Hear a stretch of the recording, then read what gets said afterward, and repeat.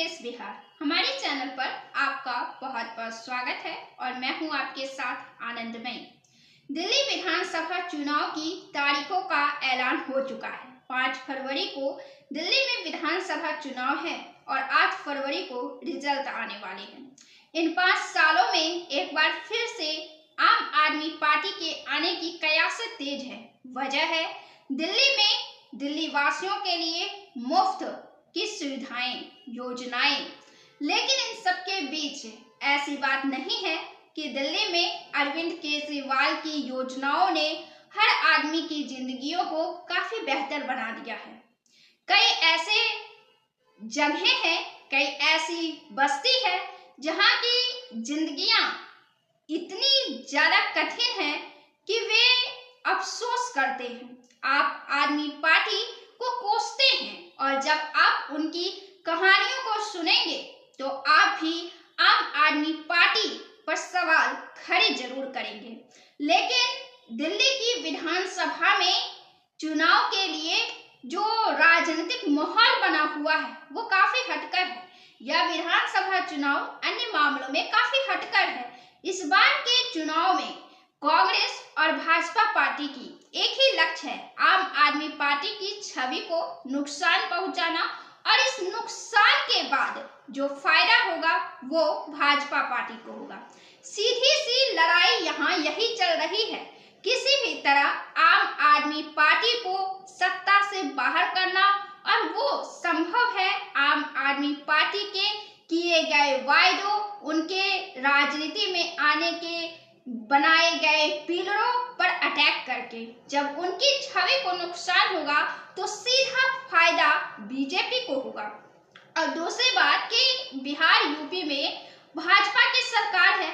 दिल्ली में बिहार यूपी के लोग हैं जो पूर्वांचली के नाम से जाने जाते हैं, और भाजपा पार्टी यह चाहती है कि दिल्ली वासी वहां भी भाजपा की सरकार बनाए।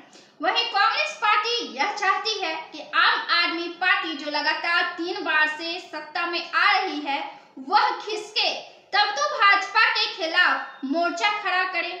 यहाँ तो 3 पार्टियां और काफी दमदार पार्टियां हैं, कांग्रेस, भाजपा और आम आदमी पार्टी। तीनों पार्टियों की सरकार यहाँ रह चुकी है, तीनों पार्टियों का मुख्यमंत्री यहाँ रह चुका है। लेकिन यह अलग बात है कि आम आदमी पार्टी के आने के बाद कांग्रेस पार्टी यूं सत्ता से हट गई कि किसी ने यह उम्मीद भी नहीं की थी।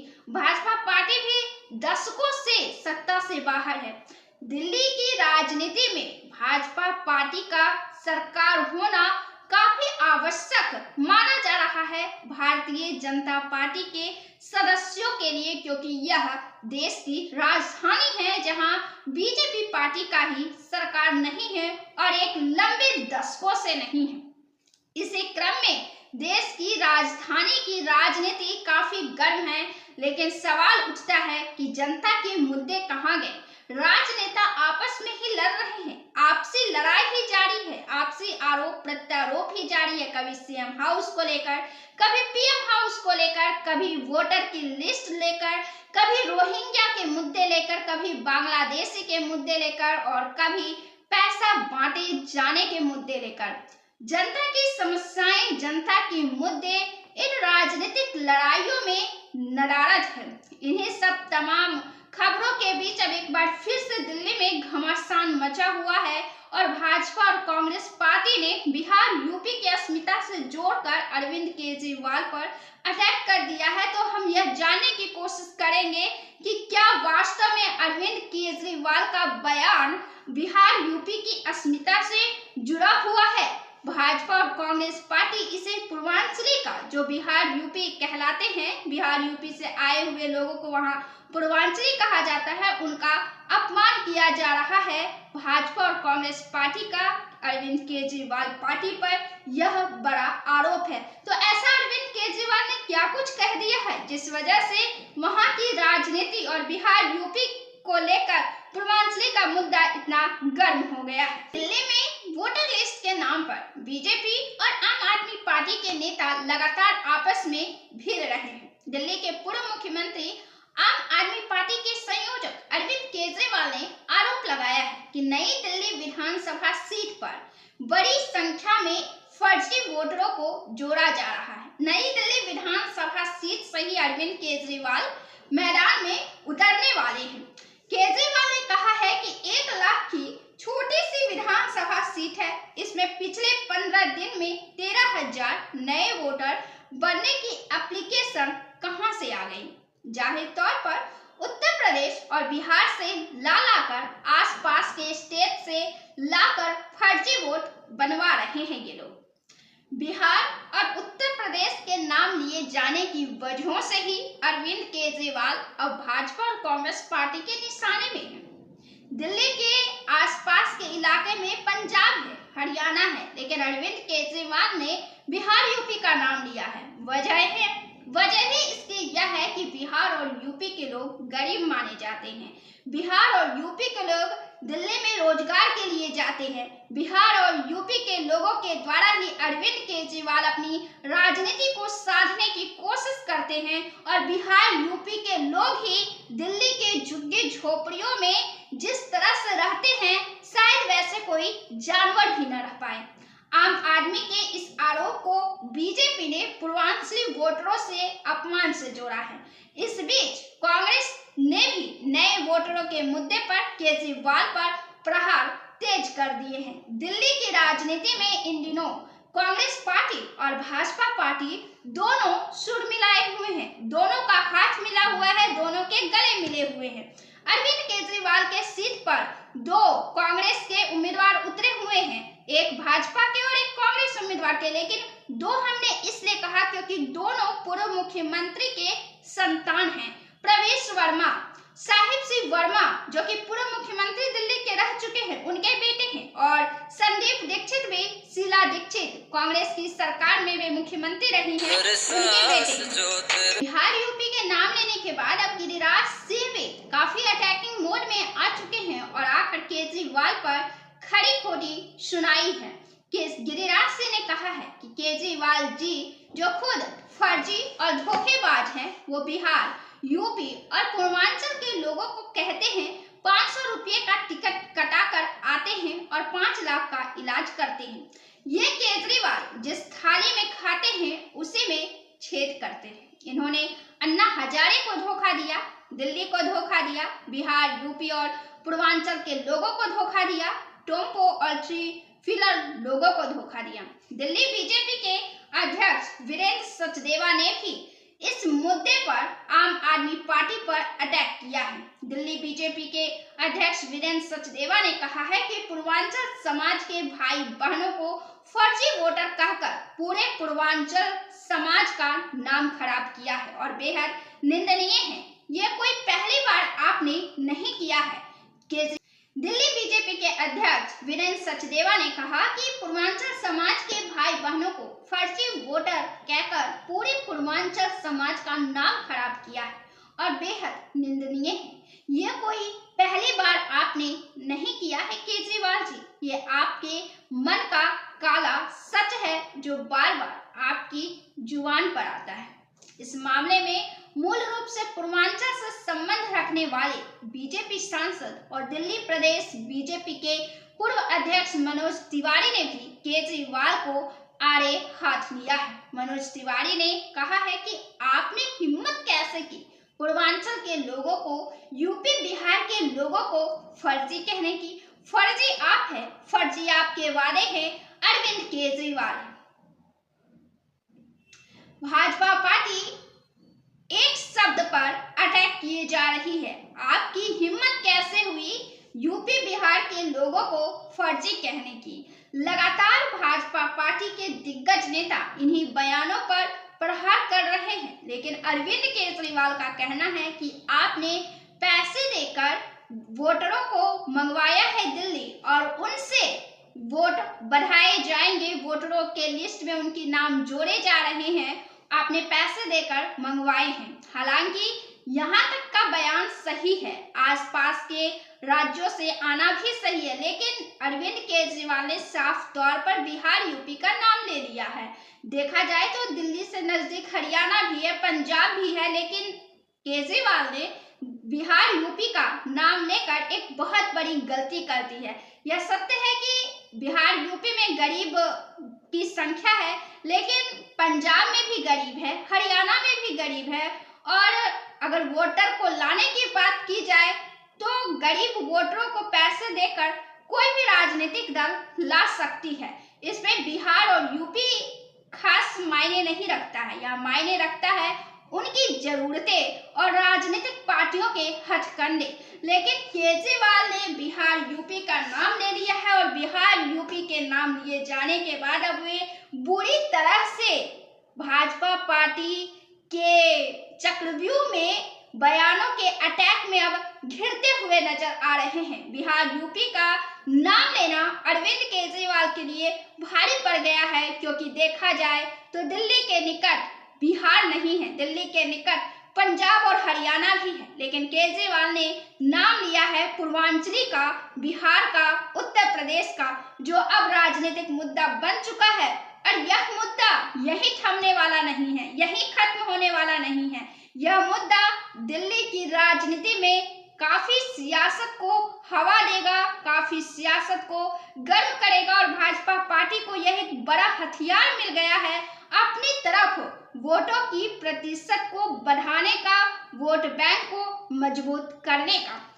सम्राट चौधरी बिहार के उप मुख्यमंत्री ने भी केजरीवाल पर निशाना साधा है। दिल्ली के चुनाव में पूर्वांचल के लोग, उत्तर प्रदेश और बिहार के लोग केजरीवाल को सत्ता से बाहर हटाएंगे। वहीं आप सांसद संजय सिंह ने यह आरोप लगाया है कि अगर यूपी और बिहार के कार्यकर्ताओं को लाकर फर्जी वोट बनवाए जाएंगे तो क्या उसके खिलाफ बोला नहीं जाएगा, उसे रोका नहीं जाएगा। सांसद संजय सिंह ने केजरीवाल की बड़ा बचाव कर दिया है। केजरीवाल के बयानों को लेकर सांसद संजय सिंह ने बड़ा बचाव किया है। सांसद सिंह लोकसभा में भी और सदन में भी वे अपनी बयानबाजी और आक्रामक तेवर के तौर पर जाने जाते हैं। वे आंकड़ों पर बातें करते हैं और मोदी सरकार को खूब घेरते हैं। उनके भाषण काफी देश में लोकप्रिय होते हैं, सुने जाते हैं और उनके तेवर भाजपा पार्टियों के लिए खलबली का कारण होता है। एक बार फिर सांसद सिंह ने इस बयानबाजी को जनता से हटाकर भाजपा कार्यकर्ताओं के तरफ मोड़ दिया गया है, जो अरविंद केजरीवाल के लिए कहीं न कहीं सुरक्षा का काम कर सकती है। उन्होंने कहा है कि इसमें पूर्वांचली का या यूपी बिहार के लोगों के अपमान का सवाल कहाँ है। ये तो जो फर्जी वोट बनाने का अभियान बीजेपी चला रही है, उसको रोकने के लिए शिकायत करने हम चुनाव आयोग गए थे। इससे पहले अरविंद केजरीवाल और आम आदमी पार्टी ने दिल्ली में पुराने वोटरों के नाम जबरन वोटर लिस्ट से हटाने के आरोप लगाए थे। इसमें खासकर दिल्ली विधानसभा सीट का जिक्र किया गया है, जहां से अरविंद केजरीवाल चुनाव लड़ रहे हैं। अरविंद केजरीवाल ने यह आरोप भी लगाया है कि नई दिल्ली विधानसभा सीट पर कुल मिलाकर 18,000 से ज्यादा वोट इधर से उधर किए जा रहे हैं, जिस पर चुनाव आयोग ने भी साफ कह दिया कि वोटर लिस्ट जो अंतिम रूप से जारी होती है वो राज्य की सरकार को दिखाकर, राजनीतिक पार्टियों को दिखाकर तभी जारी की जाती है। तो सीधे सीधे चुनाव आयोग ने इसकी जिम्मेवारी राजनीतिक दलों पर और राज्य सरकार को दे दी है। वहीं अरविंद केजरीवाल इस मुद्दे पर लगातार अटैकिंग है। केजरीवाल ने कहा है 18.5% वोट अगर किसी विधानसभा की इधर से उधर कर दे तो फिर यह चुनाव थोड़े ही है, यह केवल तमाशा है, नाटक है। हालांकि पुराने वोटरों के नाम सूची से हटाने के आरोप के जवाब में मुख्य चुनाव आयुक्त राजीव कुमार ने दावा किया था कि वोटरों के नाम सूची से हटाने में पूरी प्रक्रिया का पालन किया जाता है। क्या कहते हैं आंकड़ों? अगर हम इन आंकड़ों की बात करें तो अरविंद केजरीवाल ने वोटर लिस्ट में 18.5% बदलाव का आरोप लगाया है। हालांकि हर 5 साल में किसी भी लोकसभा हो या विधानसभा हो या स्थानीय निकायों की सीट पर चुनाव हो, उन सीटों पर वोटरों की संख्या में बदलाव होना स्वाभाविक होता है। इसके पीछे नए वोटरों का जुड़ना भी एक बड़ी वजह है। इसमें से पहले से रह रहे कुछ लोगों की वोट देने की उम्र हो जाना भी एक बड़ी वजह है। नए लोगों का इलाके में बसना भी एक बड़ी वजह है। इसके अलावा कुछ लोगों का इलाके से दूर चले जाना और कुछ वोटरों का निधन होना भी बदलाव का कारण है वोटर लिस्ट में, जो कि 5 साल एक लंबा समय होता है और यह तमाम घटनाएं, तमाम कारकें, तमाम परिस्थितियां संभव है। नई दिल्ली विधानसभा सीट की बात कर ले तो चुनाव आयोग के आंकड़ों के मुताबिक साल 2020 में, यानी कि पिछले बार जब दिल्ली विधानसभा का चुनाव हुआ था, इस सीट पर कुल 1,46,122 वोटर थे, जबकि साल 2015 के चुनाव में इस सीट पर 1,37,924 वोटर थे। इस तरह से 5 साल में कुल वोटरों की संख्या में 8198 वोटर बच चुके हैं, यानी 5 साल में करीब 6% वोटर बढ़े थे। वोटरों की संख्या में बदलाव के ट्रेंड को देखने के लिए दिल्ली की 2 अन्य सीटों का जिक्र भी किया जाए तो बुराड़ी में साल 2015 के 2,88,420 के मुकाबले साल 2020 में 3,61,703 वोटर हो चुके हैं। इस सीट पर 73,283 नए वोटर जुड़े, यानी यहाँ 25% से ज्यादा नए वोटर जुड़ चुके। वहीं पटपरगंज सीट की बात करें, जहां से अवध ओझा सर को आम आदमी पार्टी ने मैदान में उतारा है, तो इस सीट पर साल 2015 में 2,14,368 वोटर थे, जो साल 2020 में 2,31,461 हो चुके हैं। इस सीट पर 5 साल में 17,093 नए वोटर जुड़े, यानी करीब 8% वोटर जुड़े हैं। हालांकि इन तीनों इलाकों की बात करें तो यहाँ लोगों की बसावट में भी काफी अंतर नजर आता है।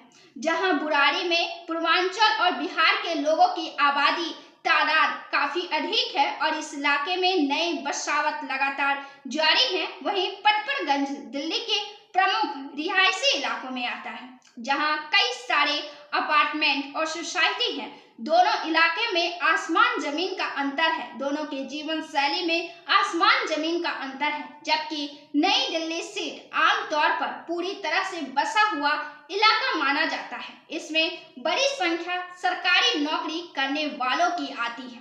इस बार दिल्ली का चुनाव काफी अहम है और काफी अलग भी है। दिल्ली में 70 विधानसभा सीट है। देश की राजनीति के केंद्र होने की वजह से दिल्ली की हर खबर काफी सुर्खियों में होती है और दुनिया भर की नजरें भी दिल्ली पर होती है। देश विदेश सभी की निगाहें देश की राजधानी दिल्ली पर होती है। बीजेपी के लिए यह चुनाव इसलिए काफी अहम है क्योंकि यह दिल्ली में लगातार 6 विधानसभा चुनाव हार चुकी है, लेकिन लगातार 3 लोकसभा चुनाव में भाजपा पार्टी ने 7 सीटों पर जीत दर्ज की है। नरेंद्र मोदी के प्रधानमंत्री बनने के बाद भी वे अब तक यहां सरकार बनाने में सफल नहीं रही है, बल्कि 2015 और 2020 में उन्हें बुरी तरह हार का सामना करना पड़ा है। जबकि आम आदमी पार्टी की सियासत की नींव दिल्ली में ही है और इसके लिए दिल्ली राजनीतिक तौर पर काफी अहम है, काफी महत्वपूर्ण है। केजरीवाल के आरोपों के बाद पूर्व सांसद और केजरीवाल के खिलाफ चुनाव लड़ रहे कांग्रेस उम्मीदवार संदीप दीक्षित, जो उनके कभी दोस्त भी रह चुके हैं, संदीप दीक्षित ने हमलावर होकर कहा कि पूर्वांचली हो या दिल्ली का वोटर हो, कोई भी वोटर हो, सारे वोटर महत्वपूर्ण हैं, चाहे वो एक हो या ज्यादा हो। चुनाव आयोग को निष्पक्ष होकर देखना चाहिए कि वोट बनने में या वोट कटने में, चाहे वो किसी भी समुदाय का हो, वह कानून सम्मत होना चाहिए। दरअसल संदीप दीक्षित इसी तरह के बयानों के लिए जाने जाते हैं। उन्हें पढ़े लिखे राजनीतिज्ञों में शामिल माना जाता है।